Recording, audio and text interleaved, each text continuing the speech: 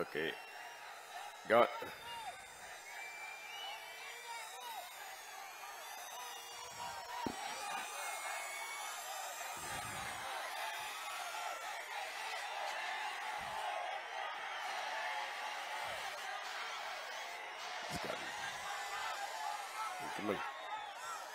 Very little chance.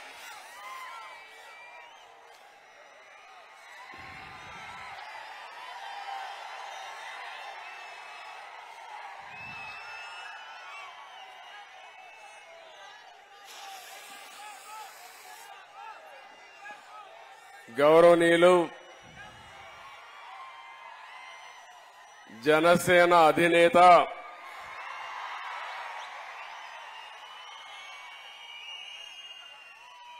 ప్రజలకు మేలు చేయాలనే ఆకాంక్షతో ఎల్లప్పుడూ పరితపించే వ్యక్తి పవర్ స్టార్ పవన్ కళ్యాణ్ గారు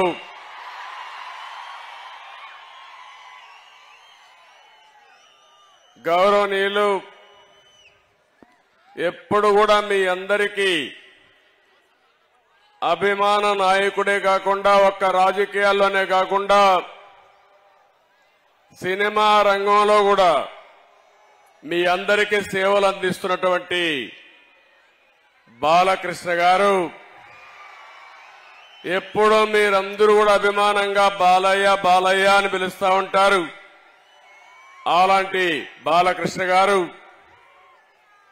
తెలుగుదేశం పార్టీ జాతీయ ప్రధాన కార్యదర్శి గౌరవనీయులు లోకేష్ గారు, జనసేన పిఏసి అధ్యక్షులు గౌరవనీయులు మనోహర్ గారు, ఆంధ్రప్రదేశ్ రాష్ట్ర తెలుగుదేశం పార్టీ అధ్యక్షులు గౌరవనీయులు అచ్చెన్నాయుడు గారు, వేదిక పైన అటు తెలుగుదేశం ఇటు జనసేన అధినాయకత్వం అక్కడుండే నాయకులందరికీ, ఒక పక్క తెలుగుదేశం పార్టీ వీర సైనికులకి, ఇంకో పక్క జనసేన జన సైనికులకి పేరు పేరున ఈరోజు విశాఖపట్నం వచ్చినప్పుడు చాలా సార్లు విశాఖపట్నంకు వచ్చారు కానీ నా జీవితంలో ఇంత అపూర్వ స్వాగతం నా జీవితంలో చూడలేదు. ఆ విధంగా స్వాగతం పలికారు. ఒక పక్క సముద్రం ఘోషిస్తా ఉంటే ఇంకో పక్క జన సముద్రం ఇక్కడ ఘోషించే పరిస్థితి వచ్చింది. అలాంటి ఒక విశాఖపట్నమే కాకుండా ఉత్తరాంధ్రనే కాకుండా రాష్ట్రం నలుమూలల నుంచి వచ్చారు. యువగళం ఒక పక్క, ఇంకో పక్క ఎన్నికల యుద్ధ బేరీకి మోగించడానికి వచ్చినటువంటి సైనికులందరికీ పేరు పేరున మనస్ఫూర్తిగా నమస్కారాలు. అదే మాదిరిగా మీడియా ప్రతినిధులు కూడా నమస్కారాలు. ప్రత్యేకంగా యువగళం వాలంటీర్స్ కి మనస్ఫూర్తిగా నా అభినందనలు. ఈరోజు ఇంతమంది పేరు నాయకులందరూ మాట్లాడారు. నేనేం మాట్లాడాలో అన్ని విషయాలు కవర్ అయినాయి. ఒక పక్క మనసు విప్పి జనసేన అధినేత పవన్ కళ్యాణ్ గారు చాలా స్పష్టంగా చెప్పారు. గతంలో ఏ విధంగా రాష్ట్రం కోసం సహకరించింది, ఈ రోజు మళ్లీ ఏమి ఆకాంక్షించి తెలుగుదేశం జనసేన పొత్తు పెట్టుకుంటుందో చాలా స్పష్టంగా వారు చెప్పడం జరిగింది. ఇంకో పక్క లోకేష్ కూడా 226 రోజులు రాష్ట్రం మొత్తం తిరిగి ప్రజల సమస్యలను అర్థం చేసుకుని అధ్యయనం చేసి చాలా క్లుప్తంగా వారి అనుభవాలు కూడా చెప్పారు. మీరు ఒకే ఒక విషయం మీరు గుర్తుపెట్టుకోవాలి. భారతదేశంలో పాదయాత్ర చేయడం ఎప్పుడు కొత్త కాదు. నేను పాదయాత్ర చేశాను, బస్సు యాత్ర చేశాను. ప్రజా చైతన్యాన్ని తేవడానికి మొట్టమొదటిసారిగా నందమూరి తారక రామారావు గారు చైతన్య యాత్ర చేశారు. అక్కడి నుంచి ఎన్నో యాత్రలు వచ్చాయి. 45 ఏళ్లు సుదీర్ఘ రాజకీయ జీవితంలో చూశాను. ఎప్పుడు పాదయాత్ర పైన దండయాత్ర చేసే సందర్భం ఎప్పుడూ లేదు. అది మొట్టమొదటిసారిగా ఈ సైకో జగన్మోహన్ రెడ్డి పరిపాలనలో చూశాను. ఎవరైనా పాదయాత్ర చేసి ఒక సమస్య పైన పాదయాత్ర చేసినప్పుడు, ఒక పవిత్రమైన భావంతో చేసినప్పుడు చేతనైతే సహకరించాలి, చేత కాకపోతే ఇంట్లో పడుకోవాలి. కానీ పోలీసులు అడ్డం పెట్టుకుని ఎన్ని ఇబ్బందులు పెట్టారో, కడాన నా ఎవరైతే యువగళం వాలంటీర్లు జైలుకు పోయి వచ్చారంటే, అటెంప్ట్ మర్డర్ కేసు పెట్టారంటే తమ్ముళ్ళు భయపడద్దండి. మీ కష్టాలు నేను చూసా. తప్పకుండా వడ్డీతో సహా తిరిగి అప్పజెప్పే బాధ్యత తెలుగుదేశం పార్టీ తీసుకుంటుందని చెప్పి కూడా నేను మీకు తెలియజేస్తున్నా. యువగళం జనగణంగా మారి ప్రజా గర్జనకు నాంది పలికింది. నేను ఈరోజు మనస్ఫూర్తిగా ప్రజలందరినీ అభినందిస్తున్నాను. మీలో ఉండే ఆవేదన, బాధ, ఆక్రోశం, ఆగ్రహం ఇవన్నీ కూడా యువగళంలో చూపించారు. రోజు రోజుకి ఉద్యమంగా ముందుకెళ్లింది. ఈ కార్యక్రమంలో సహకరించినటువంటి తెలుగుదేశం పార్టీ, జనసేన కార్యకర్తల్ని మనస్ఫూర్తిగా అభినందిస్తున్నా. అదే సమయంలో ఈ కార్యక్రమాన్ని పూర్తిగా జయప్రదం చేసినటువంటి ప్రజలందరినీ మనస్ఫూర్తిగా ధన్యవాదాలు తెలియజేసుకుంటున్నాను. ఈరోజు యువత బంగారు భవిష్యత్తు ఉండవలసిన యువత ఈరోజు ఆంధ్రప్రదేశ్లో మనం చూస్తున్నాం. ఈ ముఖ్యమంత్రి చెప్పిన పని ఒక్క పని చేశారా తమ్ముళ్ళు అని మిమ్మల్ని అడుగుతున్నా. జాబ్ క్యాలెండర్ ప్రతి సంవత్సరం పెడతా అన్నాడా లేదా? జనవరిలో పెడతా అన్నాడా లేదా? 5 జనవరిలు అయిపోయినాయా లేదా? పెట్టాడా అని మిమ్మల్ని అడుగుతున్నా. ఒక్క ఉద్యోగం ఇవ్వలేదు. ఉండే పరిశ్రమలు పోయినాయి. మొత్తం యువత జీవితాల్ని నాశనం చేసే పరిస్థితికి వచ్చాడు. ఈరోజు ప్రపంచంలోనే తెలుగు యువత అగ్రస్థానంలో ఉంటే, అదే ఆంధ్రప్రదేశ్లో యువత అధఃపాతాళంలో ఉండే పరిస్థితి వస్తా ఉంది. ఒక్క పరిశ్రమ రాలేదు. వచ్చిన పరిశ్రమలు పారిపోయినాయి. తరిమేసే పరిస్థితి వచ్చింది. ఇది చాలా బాధాకరం. నేను ఒకటే హామీ ఇస్తున్నా, యువతకు తెలుగుదేశం జనసేన అండగా ఉంటాం. ఉపాధి కల్పించే బాధ్యత, మీ భవిష్యత్తుకి భరోసా ఇచ్చే బాధ్యత మేము తీసుకుంటామని మరొక్కసారి హామీ ఇస్తున్నా. ఇంకో పక్క లోకేష్ని కూడా మనస్ఫూర్తిగా అభినందిస్తున్నా. ఒక పార్టీ అధ్యక్షుడిగా ఏదైనా ఒక సంకల్పం ఉంటే చిత్తశుద్ధితో పనిచేస్తే ప్రజలు ఆదరిస్తారు. అలాంటి కార్యక్రమానికి శ్రీకారం చుట్టాడు. ఒక పార్టీ అధ్యక్షుడిగా మనస్ఫూర్తిగా ఆయన చేసిన కృషికి అభినందిస్తున్నానని చెప్పి కూడా నేను మీకు తెలియజేసుకుంటున్నా.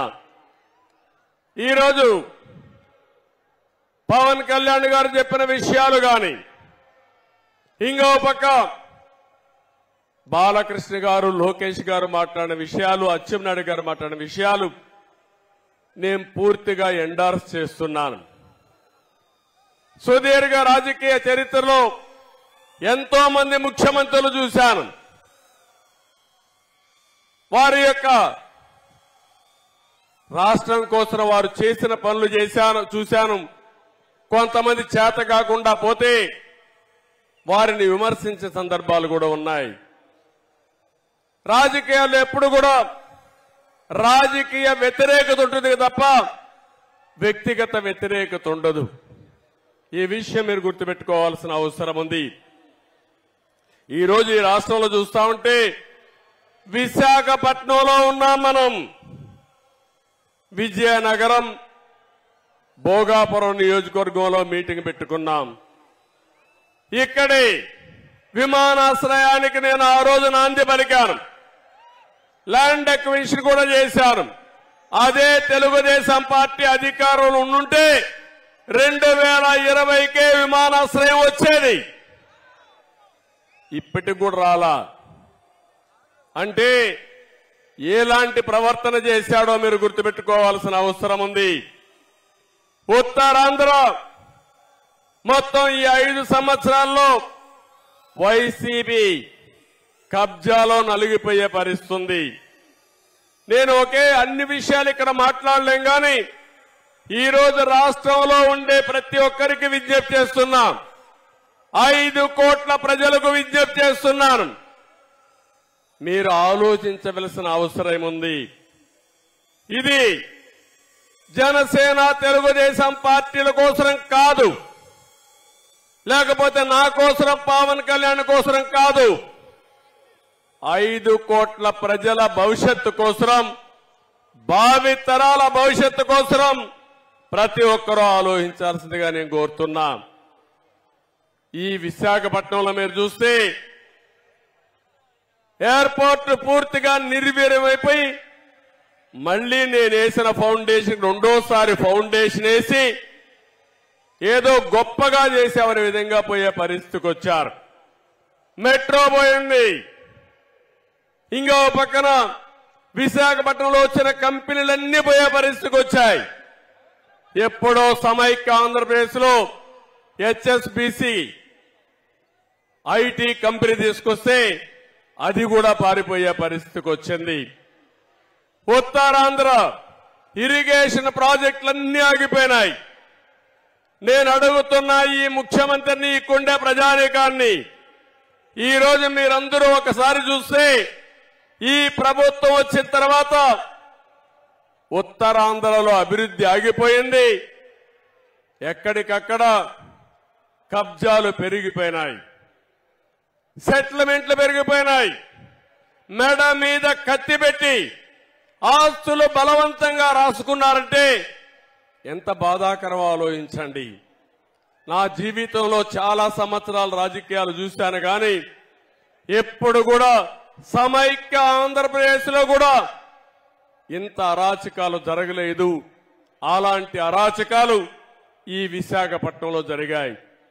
ఒకప్పుడు విశాఖపట్నం ఆర్థిక రాజధాని, ఈ రోజు ఈ విశాఖపట్నం గంజాయి రాజధానిగా మారిపోయిందంటే ఏమనాలో మనమే ఆలోచించుకోవాల్సిన అవసరం ఉంది. ఒక బాధాకరమైన సంఘటన. విశాఖ అంటే ఎప్పుడూ నాకు అత్యంత ప్రీతి ప్రాంతమైన నగరం, ప్రాంతం. దానికి కారణం హుద్హుద్ వస్తే హుద్హుద్ కాసగాకు మనిపోయింది. నేను ఇక్కడికి వచ్చి 10 రోజులు ఇక్కడుండి ప్రజల సహకారంతో విశాఖకు ముందు, హుద్హుద్ ముందు, హుద్హుద్ తర్వాత ఏ విధంగా ఉందో నిర్మాణం చేసిన పార్టీ తెలుగుదేశం పార్టీ. సహకరించిన ప్రజానీకం ఈ విశాఖపట్నం వాసులని చెప్పి కూడా నేను మీకు తెలియజేస్తున్నా. ఈరోజు ఇంకొక విషయం మీరు ఒకసారి గుర్తుపెట్టుకోవాలి. రివర్స్ పాలన ఉన్నాడు. విధ్వంస పాలనకు నాంది పలికాడు. ఇంత మునిపే మిత్రులు చెప్పారు, కక్ష సాధింపులు, విధ్వంసాన్ని చేయడం, మంచి చేయడం చేత కాకపోతే గమ్మునుంటే నష్టం రాదు, కానీ కావాలని విధ్వంసం చేసుకుంటూ వస్తే ఏం జరుగుతుందో బెస్ట్ ఎగ్జాంపుల్ ఆంధ్రప్రదేశ్. ఒక విషయం మీరందరూ గుర్తుపెట్టుకోవాలి, ఒక మంచి చేస్తే ఆ మంచి ఫలితాలు అందరికీ వస్తాయి. అదే పబ్లిక్ పాలసీ, అదే సుపరిపాలన. ఒక చెడు చేస్తే ఆ చెడు వల్ల అందరికీ నష్టం వస్తుంది. అదే ఈరోజు ఈ జగన్మోహన్ రెడ్డి చేసే పని. ఒక్క ఛాన్స్ అన్నాడు, ఒక్క ఛాన్స్ పాపానికి రాష్ట్రం 30 సంవత్సరాలు వెనక్కెళ్లిపోయే పరిస్థితి వచ్చింది. అందుకే నేను పవన్ కళ్యాణ్ గారిని మనస్ఫూర్తిగా అభినందిస్తున్నాను. ఒక మాట ఆయన చెప్పాడు, నవ్ ఆర్ నెవర్. ఇప్పుడు గాని మనందరం కలవకపోతే, వైసీపీ వ్యతిరేక ఓటు చీలకుండా కాపాడుకోకపోతే ఈ రాష్ట్రాన్ని కాపాడలేమని బేషరతుగా ముందుకొచ్చిన వ్యక్తి పవన్ కళ్యాణ్ గారు. దానికి మనస్ఫూర్తిగా అభినందిస్తున్నానని చెప్పి నేను మీకు తెలియజేస్తున్నా. ఇంకొక మాట కూడా చెప్పాడు, వైసీపీ విముక్త ఆంధ్రప్రదేశ్ గా ఆంధ్రప్రదేశ్ ఉండాలని కోరాడు. రాజకీయాల్లో పార్టీలు పెట్టే స్వేచ్ఛ ఎవరికైనా ఉంది, తప్పు లేదు, ప్రజలు ఎంపిక చేసుకుంటారు. కానీ రాష్ట్రాన్ని సర్వనాశనం చేసే హక్కు మాత్రం ఎవ్వరికీ లేదు. మేమంతా 5 సంవత్సరాలు మీరు ఓట్లేశారు. ఈ రాష్ట్రానికి ఒక ట్రస్టీగా ఉండమన్నారు, చేతనైతే మంచి చేయమన్నారు.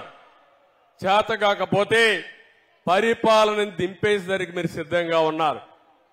కానీ ఈ 5 సంవత్సరాల్లో మీరు ఒక్కసారి చూస్తే 1-2 కాదు, ఆ రోజు హైదరాబాద్ నగరాన్ని నేను అభివృద్ధి చేశాను.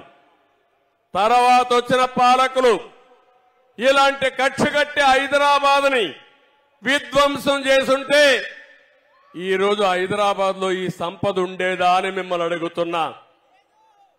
ఈరోజు అమరావతి, ఇక్కడ విశాఖపట్నంలో అడుగుతున్నాం మిమ్మల్ని అందరినీ. ఈరోజు మన రాజధాని ఏదని మిమ్మల్ని అడుగుతున్నా. ఆ రోజు మీరందరూ ఒకే మాట చెప్పారు, అమరావతి నేను ప్రపోజ్ చేసినప్పుడు అమరావతి ఆంధ్రప్రదేశ్ రాజధానిగా ఉంటుంది, విశాఖపట్నం ఆర్థిక రాజధానిగా ఐటీ హబ్ గా ఉంటుందని మీరే సహకరించారు. అవునా కాదా అని మిమ్మల్ని అడుగుతున్నా. ఇప్పుడు చెప్పండి, 3 ముక్కలు ఆటాడాడు ఈ ముఖ్యమంత్రి. అమరావతిని సర్వనాశనం చేశాడు ముఖ్యమంత్రి. ఈ రోజు ఇక్కడికి వచ్చి నేను వారం 10 రోజులు విశాఖపట్నంలో బస్సులో ఉండి ఉదువు తుఫాను వల్ల నష్టపోతే మళ్లీ పూర్తిగా కోలుకున్న తర్వాత ఇక్కడి నుంచి వెళ్లాను.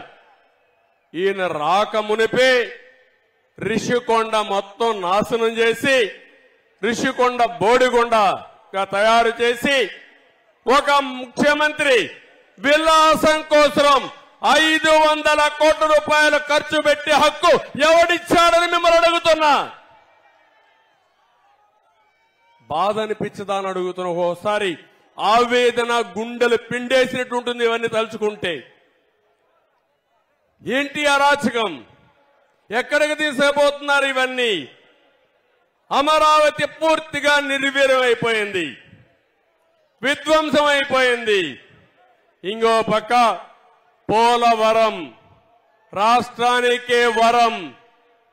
ఏం తమ్ముళ్ళు, ఆ రోజు తెలుగుదేశం పార్టీ ఉండుంటే 2020కి పోలవరం పూర్తి చేసి జాతికి అంకితం చేసి ఈరోజు కరువు అనే మాట లేకుండా చేసేవాళ్ళం. అది పోయింది. ఇంకో పక్క విద్య, వైద్యం, ఆరోగ్యం అన్ని కూడా మీరు చూస్తే వ్యవస్థలన్నీ భ్రష్టు పట్టాయి. ఇప్పుడే పవన్ కళ్యాణ్ గారు ఒక లిస్ట్ అంతా కూడా చెప్పారు. మేము మేనిఫెస్టోలో ఏమేం చేయబోతామో స్పష్టంగా ఆలోచించి తొందరలోనే ఉమ్మడి మేనిఫెస్టో తయారు చేస్తామని వారు చెప్పారు. రోడ్ల వ్యవస్థ పూర్తిగా భ్రష్టు పట్టింది. నేను ఒక్క సెక్టర్ చెప్పడం లేదు, రాష్ట్రంలో ప్రతి ఒక్క సెక్టర్ కూడా పూర్తిగా దెబ్బతిన్నాయి. ఎక్కడికక్కడ విధ్వంసం పాలయ్యే పరిస్థితి వచ్చింది. కడాన మీరు ఒకసారి చూస్తే ఇసుక, లిక్కర్ గాని అన్ని విషయాల్లో కూడా స్వార్థం కోసం రాష్ట్రాన్ని భ్రష్టు పట్టించి మొత్తం దెబ్బతినే పరిస్థితికి వచ్చాం. వైఎస్ఆర్ కాంగ్రెస్ పార్టీ అబద్ధాల పునాది మీద నిర్మాణం చేసిన పార్టీ ఆ పార్టీ. నేను అడుగుతున్నా, ఎన్నికల ముందు ప్రత్యేక హోదా సాధిస్తానని చెప్పారా లేదా? మీరు సాధించారా అని అడుగుతున్నా. ఇంకో పక్క రైల్వే జోన్ సాధిస్తామని చెప్పారా లేదా? మీరు ఇచ్చారా అని అడుగుతున్నా. మద్యపాన నిషేధం పెట్టిన తర్వాతనే నేను ఓటడుగుతానని మద్యపానం పైన వచ్చే ఆదాయాన్ని తాకట్టు పెట్టి అప్పులు చేసే పరిస్థితికి వచ్చారు. సిపిఎస్ వారంలో రద్దు చేస్తా అన్నారు, చేశారని అడుగుతున్నా. ఒకటి రెండు కాదు, బాబాయ్ హత్య జరిగితే ఆ హత్య వేరే వాళ్ళపైన వేసి హైకోర్టు స్టే తెచ్చుకొని సిబిఐ కావాలని అడిగిన మీరు ఈరోజు సమాధానం చెప్పే పరిస్థితిలో ఉన్నారని అడుగుతున్నా. ఇవే కాకుండా బాధుడు అన్ని పెరిగిపోయినాయి. ఆ రోజు అన్ని విషయాల్లో ఏం చెప్పారో ఈ రోజు ఏం చేశారో మనమే చూస్తున్నాం. నేను ఒకే ఒక విషయం చెప్తున్నా, ఈ రాష్ట్రంలో ప్రతి ఒక్కరూ ఇబ్బందుల పాలైపోయారు, ప్రతి ఒక్కరూ నష్టపోయారు.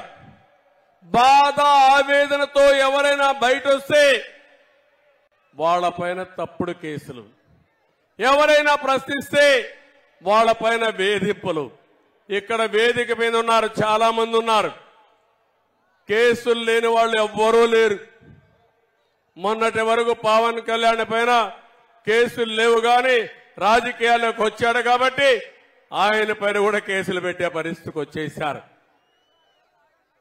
కనీసం నా జీవితంలో నా పైన ఎప్పుడు కేసులు లేవు, కానీ ఈరోజు కేసుల గురించి నేను మాట్లాడను.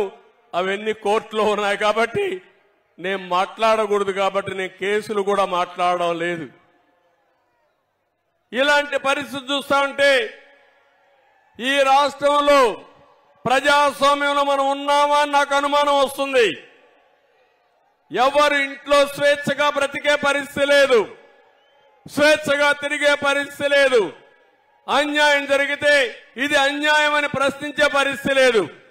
మీ ఆస్తులు కబ్జా చేస్తే గొంతు మీద కత్తి పెట్టి రాయించుకుంటే ఇది తప్పని అడిగితే రక్షించే నాదుడే లేడు.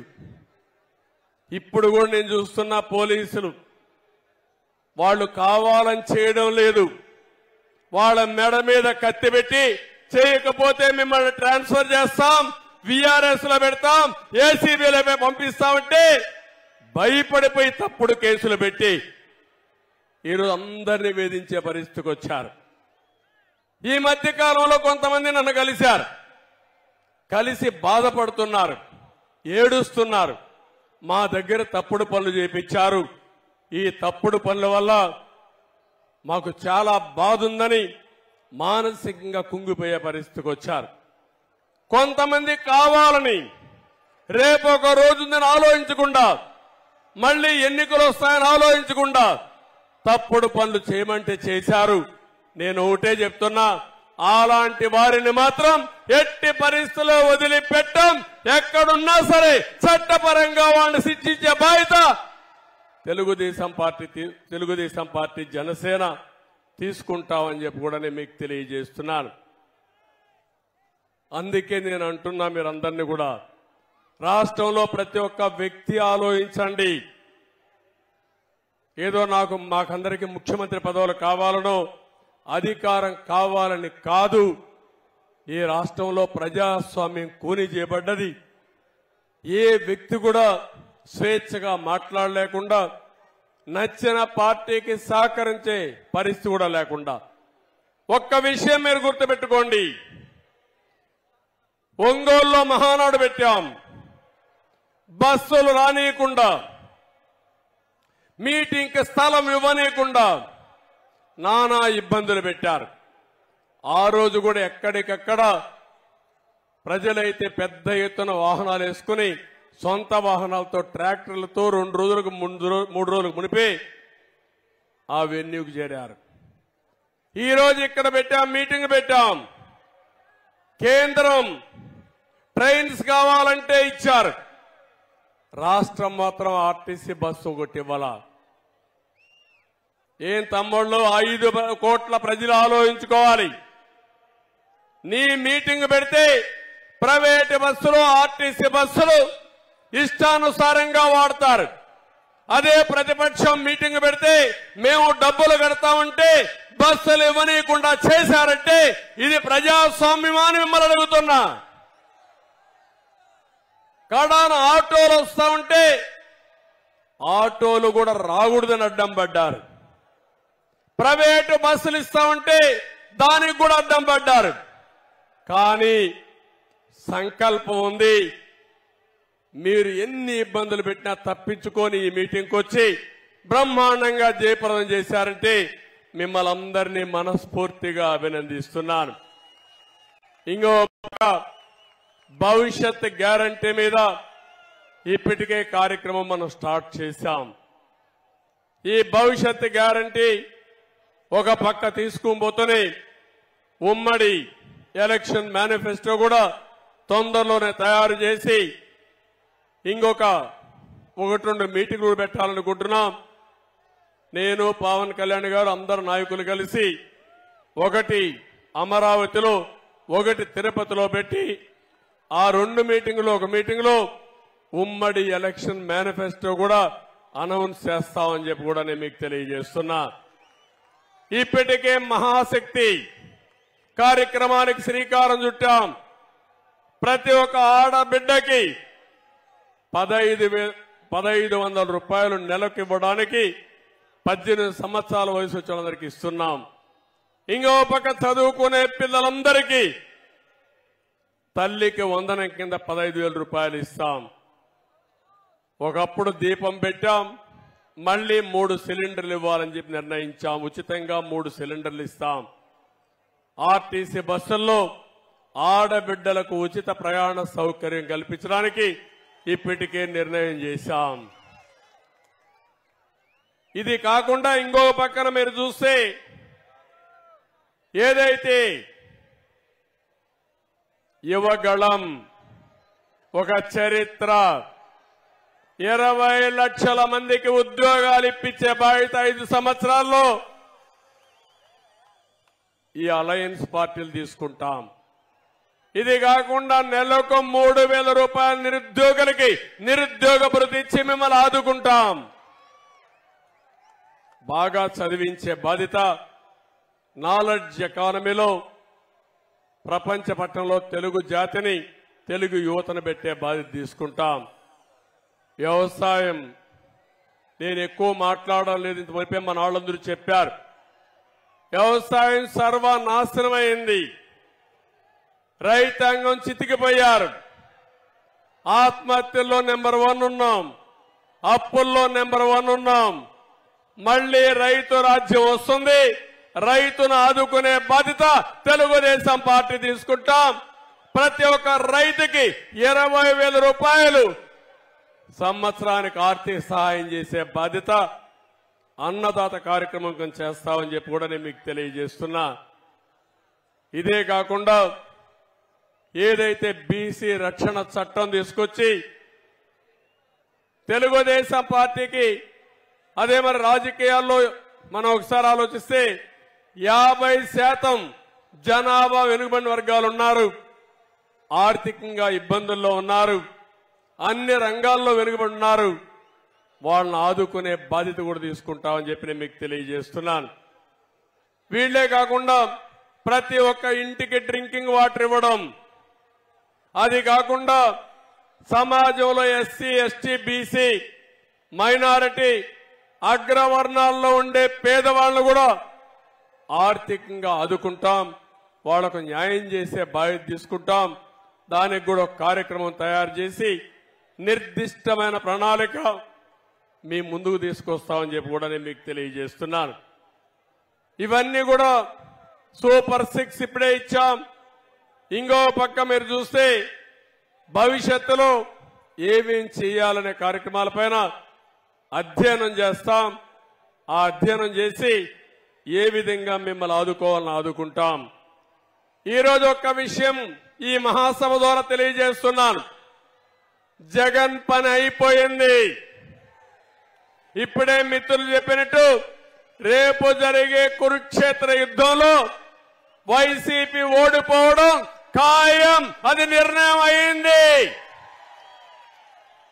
ప్రజలు నిర్ణయించుకున్నారు. ఎప్పుడైతే వైసీపీ ఎప్పుడైతే తెలుగుదేశం జనసేన అలయన్స్ అన్నామో ఆ రోజే వాళ్ళ పని అయిపోయిందని మరొక్కసారి విజ్ఞప్తి చేస్తున్నా. అయితే ఒక్క విషయం మిమ్మల్ని అందరినీ కోరుతున్నా. ఈరోజు వైసీపీ నాయకులకు నిద్ర రావడం లేదు. నేను రాజకీయాలు ఎప్పుడూ చూడలేదు. ఎమ్మెల్యేలు కూడా ట్రాన్స్ఫర్లు చేస్తున్నారు ఎంఆర్ఓలు మారిగా. 5 ఏళ్ళు ఇక్కడ పనిచేశాడంట, ఈయన ఇంకో కాన్స్టిట్యున్సీ పంపిస్తారంట. ఇక్కడ మంత్రిగా చేశాడంట, ఇక్కడ ఆయన కథలన్నీ తెలిసిపోయినాయి, ఆయన లీలలో ప్రజలకు అర్థమైపోయినాయి, కాబట్టి ఆయన ఇంకో ఊరికి పంపిస్తారంట. 80-90 మంది ఎమ్మెల్యేలు పనికిరారంట. వాళ్ళని మార్చడమో లేకుంటే వాళ్ళు తీసేయడమో చేస్తారంట. వాళ్ళు కాదు పనికిరాని వాళ్ళు. పనికిరాని వ్యక్తి, రాజకీయాలకు ఏమాత్రం అర్హత లేని వ్యక్తి ఈ జగన్మోహన్ రెడ్డి అని చెప్పి కూడా నేను మీకు తెలియజేస్తున్నా. అందరూ సైకో సైకో సైకో అంటున్నారు. నాకు ఇప్పటికి కూడా అర్థం కావడంలో ఆయన క్యారెక్టర్ ఎలాంటి క్యారెక్టర్ నాకు అర్థం కాలేదు. 10-12 మంది ముఖ్యమంత్రులు చూశా, ఎన్నో ప్రభుత్వాలు చూశాను, కేంద్రంలో చూశాను, రాష్ట్రంలో చూశాను. ఇలాంటి విచిత్రమైన నాయకుడిని నా జీవితంలో ఎప్పుడూ చూడలేదని మరొక్కసారి మీకు తెలియజేస్తున్నా. అలాంటి వ్యక్తి రాజకీయాలకి అర్హత లేదు. అందుకే నేను పూర్తిగా 5 కోట్ల ప్రజలకు కూడా విజ్ఞప్తి చేస్తున్నా. ఆంధ్రప్రదేశ్ రాష్ట్రంలో ప్రజానీకం బాగుపడాలంటే, కంటి నిండా నిద్రపోవాలంటే, మన భవిష్యత్తు ఉండాలంటే, మన ఆస్తులకు ప్రాణాలకి మన ఆడపిల్లలకు రక్షణ ఉండాలంటే వైసీపీ విముక్త రాష్ట్రంగా ఏపీ తయారు కావాలి. వైసీపీ అనేది ఒక పార్టీనే కాదు. అలాంటి వ్యక్తి రాజకీయాలకు ఉండడానికి అర్హత లేదు.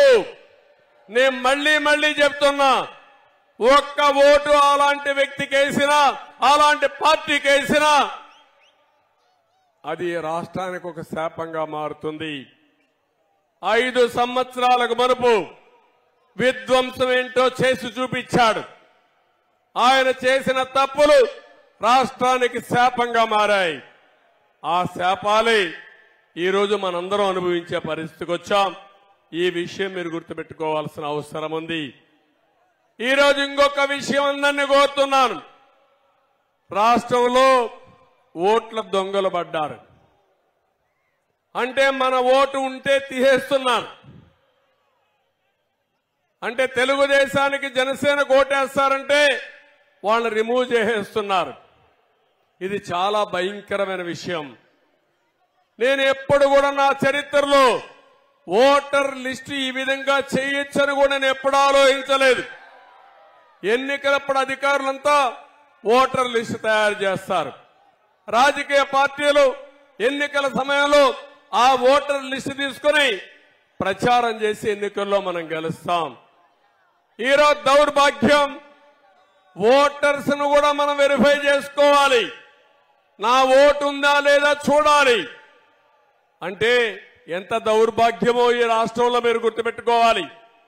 దేశంలో ఏ రాష్ట్రంలో జరగనటువంటి సంఘటనలు ఈ రాష్ట్రంలో జరుగుతున్నాయంటే ఇది చాలా బాధాకరం.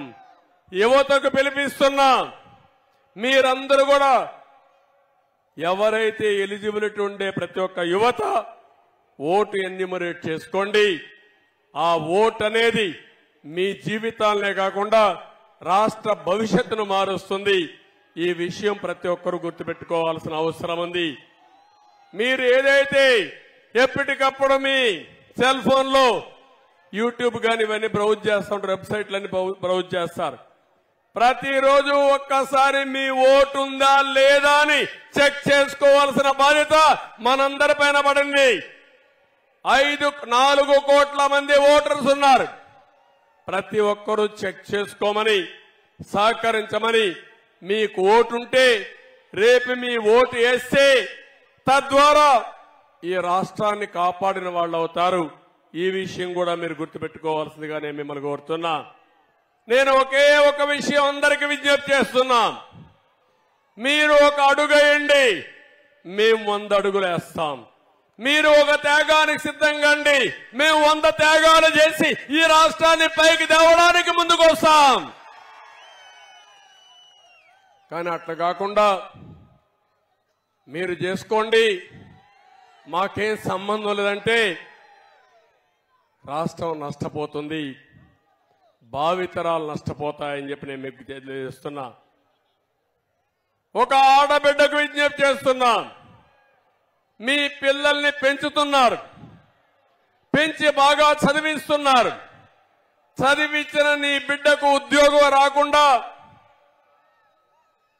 కడాన నీ కూలిపైన జీవనోపాధి కోసం ఆధారపడుతున్నానంటే బాధ ఇదా తల్లి అని మిమ్మల్ని అడుగుతున్నా. ఇంకో పక్క నీకు ఒక అమ్మాయి ఉంది, బయట వెళితే తిరిగి సురక్షితంగా వస్తుందని నమ్మకం లేని పరిస్థితి రాష్ట్రంలో ఉంది. ఇంకో పక్క చాలని ఆదాయంతో పెరిగిపోయిన నిత్యావసర వస్తువులు కానీ, ఇంకొక పక్క ఎక్కడికక్కడ ట్యాక్సుల ద్వారా చితికిపోయే పరిస్థితికి వచ్చారు. కరెంటు ఛార్జీలు అన్ని పెరిగిపోయి. అందుకే ప్రతి ఒక్కరు ఆలోచించండి, 5 ఏళ్లకు మీ జీవన ప్రమాణాలేంటి? ఈరోజు మీ ఆదాయం పెరిగిందా? మీ ఖర్చులు తగ్గాయా? పొదుపు ఏమన్నా ఉందా? లేకపోతే మీ కష్టాలు పెరిగాయని ఆలోచించి నిర్ణయం చేయాల్సిన పని మీ అందరిపైన ఉంది. ఒక యువతను కోరుతున్నా. నేను నిన్న మొన్న చూశాను, ఎక్కడ పోయినా యువత 18 సంవత్సరాల నుంచి 30 సంవత్సరాలు ఉండే యువత ఎక్కడ చూసినా ముందుకు వస్తున్నారు. నేను ఒకటే మిమ్మల్ని కోరేది, మీది బంగారు భవిష్యత్తు. మళ్లీ ఉద్యోగం కావాలంటే, మీ భవిష్యత్తు బాగుండాలంటే మీరు ఒక్క అడుగు ముందుకెయ్యండి. మీరు ఇంకా యువగళం బ్రహ్మాండంగా చేశారు. యువగళమే కాదు, కాలేజీల్లో ఉండే యువత, గ్రామాల్లో ఉండే యువత రోజుకు 1 గంట సమాజం కోసం ఆలోచించండి. రేపు ఎన్నికలు 100 రోజులు మీరు ఆలోచించండి. ఆ 100 రోజులు అయిన తర్వాత మీ భవిష్యత్తు ఉజ్వల భవిష్యత్తు చేసే బాధ్యత తెలుగుదేశం జనసేన అలయన్స్ తీసుకుంటామని చెప్పి నేను మీకు తెలియజేస్తున్నా. రైతులను కోరుతున్నాం. ఒక పక్క అక్వా రైతాంగం, పామాయిల్ రైతాంగం, హార్టికల్చర్ రైతాంగం, వరి పండించే రైతాంగం ఏమయ్యారో చూడండి. నీరు ఇవ్వలేరు, ఇన్పుట్ సబ్సిడీ ఇవ్వలేరు. కడాన మురికి కాలువలు తీయలేక నిన్నొచ్చిన తుఫానుకి మొత్తం పంటలన్నీ ముంపు గురైపోయి ఎప్పుడూ జరగని నష్టం ఈరోజు మీకు జరిగే పరిస్థితి వచ్చింది. మీరు కూడా ఆలోచించమని కోరుతున్నా. ఉద్యోగస్తులున్నారు. ఒకప్పుడు ఉద్యోగస్తులకు మేం భయపడేవాళ్ళం. ఉద్యోగ సంఘాలు చాలా పవర్ఫుల్ గా చేసేటివి. ఈరోజు ఒక్క ఉద్యోగ సంఘం కూడా పనిచేయలేని పరిస్థితి. మాట్లాడితే ఏసీబీ కేసులు, లేకపోతే ఏదో తప్పుడు కేసు పెట్టి లోపల పడేస్తామంటే వాళ్ళు భయపడిపోయి సరెండర్ అయిపోయిన పరిస్థితి వచ్చింది. ఎవరు కూడా పని చేయలేని పరిస్థితికి వచ్చారు. నిన్న మొన్న అంగన్వాడీకి చెప్పిన హామీలు నెరవేర్చలేదని రోడ్డెక్కితే 9 రోజులుగా పట్టించుకోవడం లేదు. అందుకే ఉద్యోగస్తులకు హామీ ఇస్తున్నా, తెలుగుదేశం పార్టీ పీఆర్సీ ఇచ్చాం, మీ హక్కులు కాపాడాం, ఎవరికి అన్యాయం చేయకుండా చేశాం. ప్రజల మనోభావాల ప్రకారం పనిచేసిన పార్టీ తెలుగుదేశం పార్టీ. మళ్లీ ఉద్యోగస్తులందరికీ న్యాయం చేసే బాధ్యత. ఇంకో పక్క బిజినెస్ పీపుల్ కూడా వ్యాపారాలు చేయలేకపోతున్నారు. సమాజంలో ప్రతి ఒక్కరిని కోరుతున్నా, మీరు ఆలోచించి ముందుకు రావాల్సిన అవసరం ఉంది. మీరు ఒక అడుగు ముందుకేయండి, మేము 100 అడుగులు మిమ్మల్ని నడిపించే బాధ్యత మేము తీసుకుంటామని మరొక్కసారి సమాజంలో ఉండే ప్రతి ఒక్కరిని కోరుకుంటున్నాను. ఈరోజు జనసేన తెలుగుదేశం పార్టీ పొత్తు ఒక చారిత్రాత్మకం, ఒక హిస్టారికల్. ఇది ఈ రాష్ట్రానికి అవసరం. నాకు ఏమాత్రం అనుమానం లేదు, ఎప్పుడైతే ఎన్నికలు పొత్తు అనౌన్స్ చేశామో ఆ రోజే ఇది సూపర్ హిట్ అయింది. జగన్ సినిమా అయిపోయింది. అందుకే పానిక్ బటన్ నొక్కుతున్నాడు. అది మునిగిపోయే పడవ, అది మునిగిపోవడం ఖాయం. ఈ సందర్భంగా ప్రతి ఒక్క కార్యకర్తను కోరుతున్నా, రాష్ట్ర భవిష్యత్తును ఆకాంక్షించి హైకమాండ్ మేము ఏ నిర్ణయం తీసుకున్నా ఆ నిర్ణయాన్ని అటు జనసేన ఇటు తెలుగుదేశం కార్యకర్తలు పూర్తిగా ఆచరిస్తూ ముందుకు పోవాల్సిందిగా మరొక్కసారి మిమ్మల్ని కోరుతున్నా. జన సైనికులకి తెలుగుదేశం పార్టీ వీర సైనికులను కోరుతున్నా, కలిసి పనిచేయండి, 100 రోజులు పనిచేయండి. ఆ తర్వాత మిమ్మల్ని ఏ విధంగా కాపాడుకోవాలి, ఏ విధంగా ఆదరించాలి, ఏ విధంగా గుర్తించాలో గుర్తించే బాధ్యత తెలుగుదేశం పార్టీ తీసుకుంటామని మరొక్కసారి హామీ ఇస్తూ, ఈరోజు మిమ్మల్ని అందరినీ ఒకటే కోరుతున్నా, మీ ఉత్సాహం చూసా, మీ అభిమానం చూసా నా జీవితంలో ఎప్పుడు కూడా మర్చిపోలేను. తప్పకుండా గుర్తుపెట్టుకుంటా. నా 40 సంవత్సరాల అనుభవంతో రాబోయే 5 సంవత్సరాల్లో ఎక్కడా లేని విధంగా అభివృద్ధి చేసి మేము మీ రుణం తీర్చుకుంటామని మరొక్కసారి మీ అందరికీ హామీ ఇస్తూ, మీ అందరికీ నమస్కారాలు. జై హింద్.